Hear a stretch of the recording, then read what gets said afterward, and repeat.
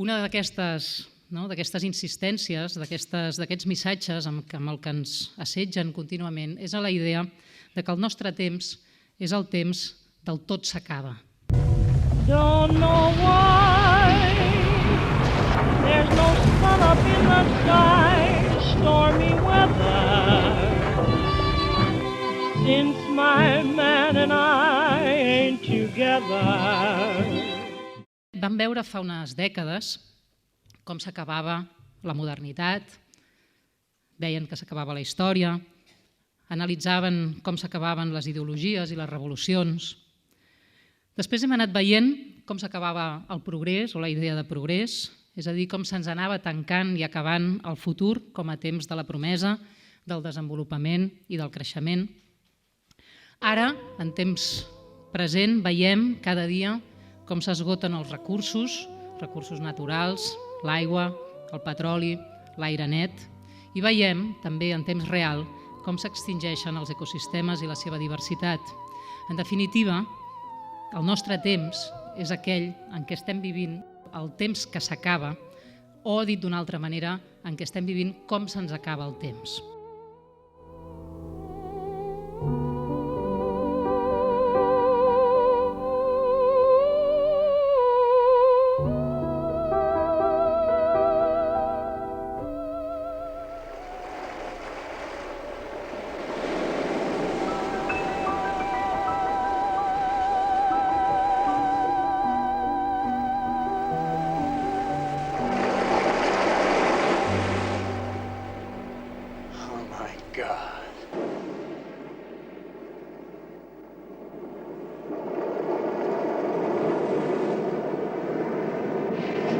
De la condició postmoderna a la condició pòstuma, del després d'un final de la modernitat, el final de la història, el final del futur, el després del després.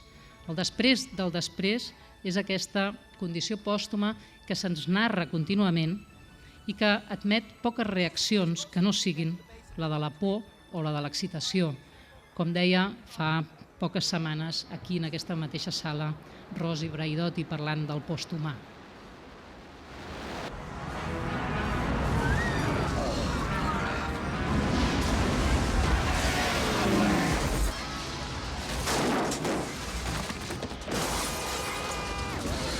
In the global general culture, we have the panic about the future of the human, the excitement about being able to become more than human. Si la condició postmoderna ens situava sota el signe d'un present etern, d'una eternitat terrenal, sempre jove, sempre il·luminada, en clau barcelonina, aquella ciutat guapa. En tan sols 5 anys, els barcelonins hem posat Barcelona guapa, guapa de veritat. Que es va vestir de colors i que no havia d'envellir mai, perquè havia deixat la bellesa en V baixa enrere per abraçar la bellesa de l'eterna joventut. El present de la condició pòstuma es dona sota el signe de la catàstrofe. Catàstrofe de la Terra com a planeta, com a casa comuna d'aquesta espècie exposada al seu final, però també a la catàstrofe de l'esterilitat de la vida en comú. Ciutat morta que ve a dir, és el nom, és la condició d'aquestes ciutats, Barcelona, entre tantes d'altres, aquests llocs on la vida en comú és estèril. I és estèril quan condemna els seus joves a no poder-hi créixer.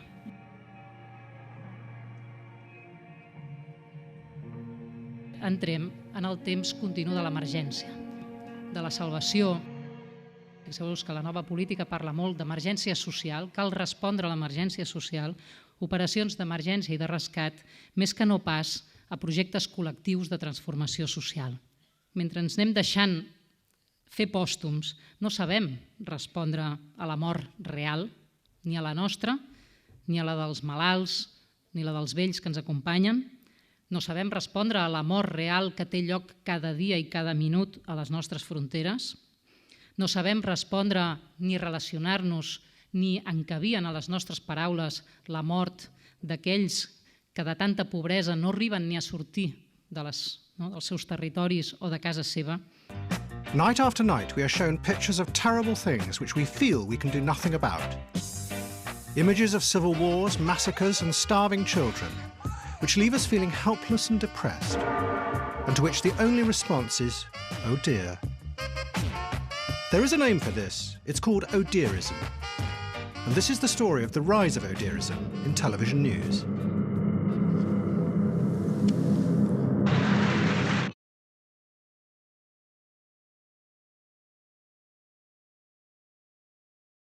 And whether people are thinking about high-speed trading or speed dating, it seems that everything is spinning faster.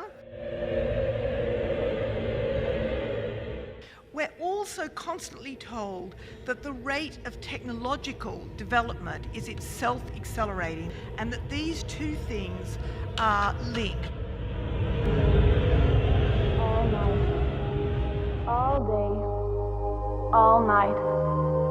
All day, all night, all day, all night, all day. How has speed acceleration gained so much legitimacy? I think the one area in which we've really bought this story about acceleration is in relation to technological innovation. The sheer speed of innovation is equated with inventiveness, productivity, and efficiency. It's the ultimate measure of progress. We have this deeply held belief that the faster we do things, the more we'll save time. And we're so immersed in this culture of busyness and productivity that it's very hard to step back and think about whether speed should be the ultimate measure of innovation. Individual immersion in the technological system. It's not a neutral set of tools, but it's something that is very specifically designed by corporations to produce behavior of a very specific nature. And we even text at funerals. I study this. We remove ourselves from our grief or from our reverie, and we go into our phones. Why does this matter? It matters to me because I think we're setting ourselves up for trouble. Trouble certainly in how we relate to each other, but also trouble in how we relate to ourselves, in our capacity for self-reflection. We're getting used to a new way of being alone together. People want to be with each other, but also elsewhere, connected to all the different places they want to be. People want to customize their lives. Do you get panic attacks if your telephone has no satellite coverage? We're entering a new temporality. Lots of different concepts, but they all really have a similar idea. Castells is one of the best-known theorists of this. He talks about us witnessing the end of what he calls linear clock time, that industrial time is linear clock time, but we're now entering a new epoch, a digital epoch, in which time disappears altogether. It's as if the speed of digital technology is annihilating time.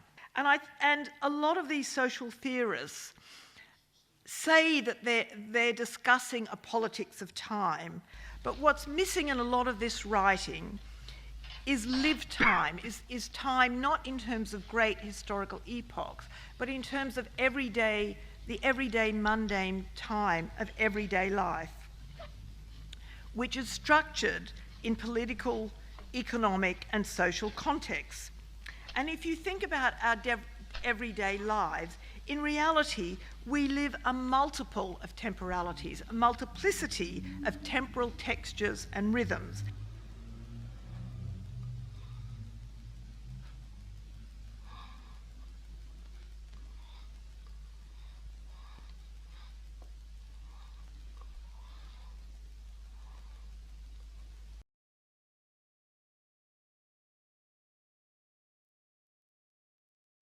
Chernóbil es, ante todo, una catástrofe del tiempo. De pronto, son fragmentos, de pronto se encendió cegadora la eternidad. Callaron los filósofos y los escritores, expulsados de sus habituales canales de la cultura y la tradición. Aquella única noche nos trasladamos a otro lugar de la historia, por encima de nuestro saber y de nuestra imaginación. Se ha roto el hilo del tiempo. De pronto el pasado se ha visto impotente. No encontramos en él en qué apoyarnos. En el archivo omnisciente de la humanidad no se han encontrado las claves para abrir esta puerta. Nos hallamos ante una nueva historia. Ha empezado la historia de las catástrofes. Pero el hombre no quiere pensar en esto. Se esconde tras aquello que le resulta conocido, tras el pasado. En Chernòbil se recuerda, ante todo, la vida después de todo, que després de tot, el després del després. Los objetos sin el hombre, los paisajes sin el hombre. Un camino hacia la nada, unos cables hacia ninguna parte. Hasta te asalta la duda de si se trata del pasado o del futuro. En más de una ocasión me ha parecido estar anotando el futuro. Per això Chernòbil és la crònica del futur. Y aleshores diu, lo único que se ha salvado de nuestro saber es la sabiduría de que no sabemos. Ha cambiado todo, todo menos nosotros.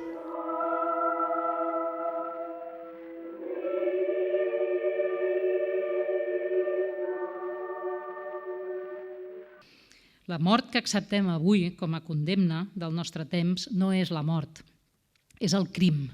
És el crim, no és la mort del morir, és la mort del matar. És l'assassinat, en definitiva, el que ens posa en el després del després.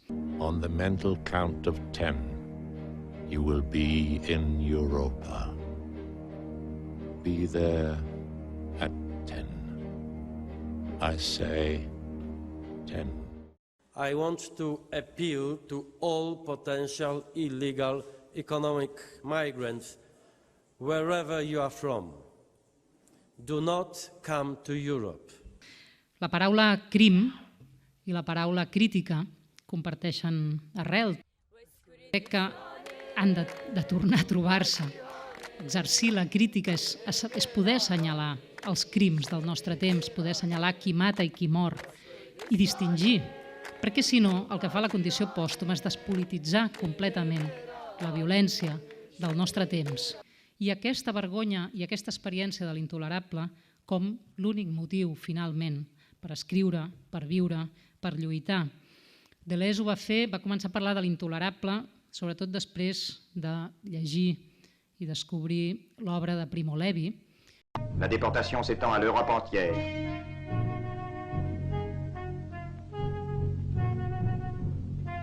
Les convois s'égarent, stoppent, repartent, sont bombardés, arrivent enfin.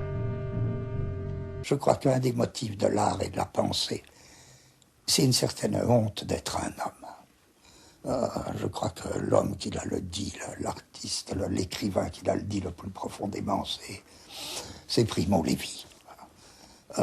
Il a su parler de cette honte d'être un homme et lui l'a fait à un niveau extrêmement profond puisque c'est à la suite de son retour des camps d'extermination. La honte d'être un homme, ça veut dire à la fois comment est-ce que des hommes ont pu faire ça, des hommes, c'est-à-dire d'autres que moi.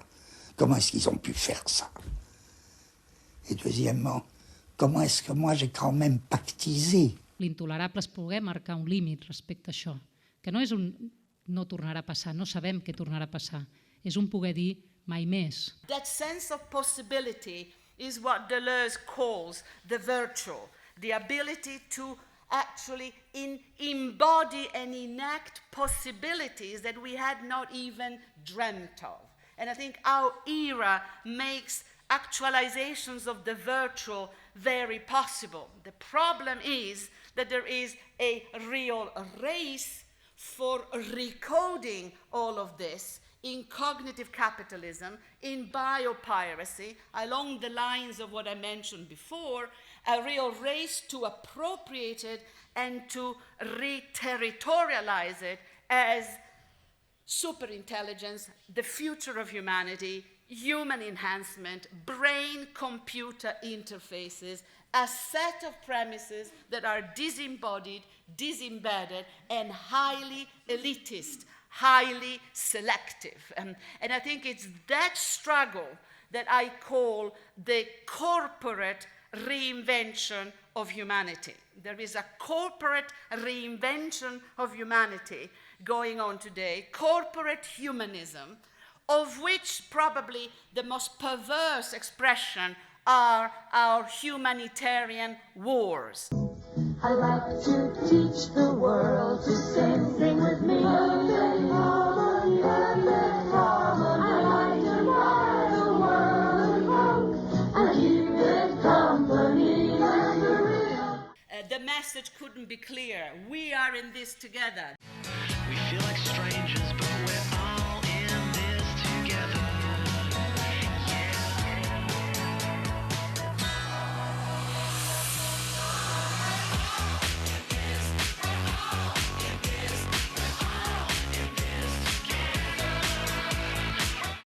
Fantastic.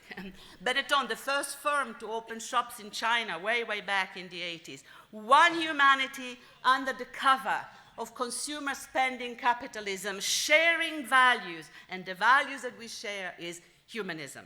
Mais qu'est-ce qui va créer des concepts? C'est l'informatique. C'est les publicitaires, ils emploient le mot concept. Well, I see you have mastered the laws of gravity. We are the masters of time and space. And we all drive Jaguars. Mais les concepts de l'informatique, les concepts des ordinateurs, ça fait plutôt rire ce qu'ils appellent un concept. God. What can I say? Give me a gin and tonic, that's all I can say. Crec que és necessari fer un pas enrere i reflexionar en què consistiria avui, de nou, un pensament intempestiu. Intempestiu vol dir contra el propi temps, contra el sentit ja marcat dels propis temps, capaç d'alçar-se avui contra aquesta condemna del tot s'acaba.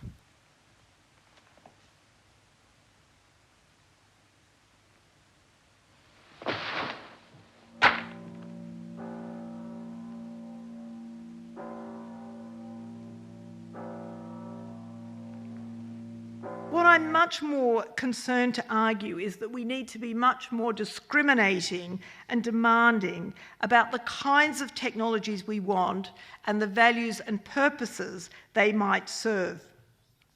And this involves redefining genuine inventiveness. You know, thinking about inventiveness is not about speed and novelty, but actually about challenging the assumptions that permeate our scientific discourse. To put it very simply, it means thinking about social problems first and then thinking of technical solutions. I'm also struck by how this discourse of speed and novelty permutates all the sort of radical visions, the technological imaginaries that we get from Silicon Valley, whether it's the Internet of Things or social robotics. It seems to me that these are actually very conservative visions of a different world. I mean, it's a pretense that this world's going to be different, where actually the world they're describing is the world that's exactly the same as the world we're living in today, but with new gizmos. Silicon Valley is the cradle of innovation because of dropouts.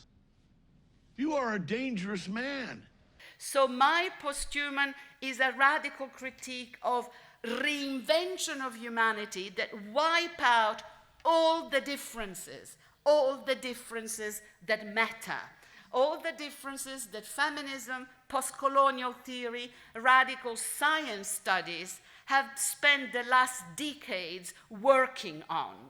We all know in feminism, in post-colonial and radical science studies, that we are not all human in the same way to begin with. We don't belong to the category of humanity in the same way to begin with. So time is lived at the intersection of an array of social differences, in which some people's time is much more valued than other people's time. And in fact, some people gain speed at the expense of other people having to wait and be slow. And so a lot of this discussion about speed, it seems to me, is a discourse, is a rhetoric, rather than a reality for many, many people. Most people in the world are not living at high speed, in fact. Podem dir, no sabem res del nostre final. No ho ha sabut mai ningú. Si alguna cosa té l'amor és que no la sabem i com a espècie tampoc la sabem. No sabem res del nostre final. I si Matt Damon se'n vol anar a Mart, que vagi tirant. Obviously. Then we need to counter this cult of speed and harness our inventiveness to fashion an alternative politics of time. And there's a great book by Helga Novotny, a Viennese social scientist, who wrote a book on time in 1989, a very prescient book, where she says, any capacity to participate depends on the power and control one has over one's time. S'està parlant del temps vivible, és a dir, no només del temps de la sobrevivència, sinó del temps en el que encara podem intervenir sobre les nostres condicions de vida. Yes, we are in this together because we are made of the same matter. And the matter that we're made of goes through modulation and variations. So we are part of this, but not in any simplistic rhetorical manner. We are ecosophically part of this. We are embedded, embodied, affective, relationally part of this. El sentit de la nostra condició pòstuma doncs, no està en el futur, no està en aquest futur amenaçador que contínuament ens pinten, està en un passat que encara és el nostre present i en un present que encara no hem superat. Don't know why there's no sun up in the sky, stormy weather. Since my man and I ain't together, keeps raining all the time. Life is bare, gloom and misery everywhere, stormy weather.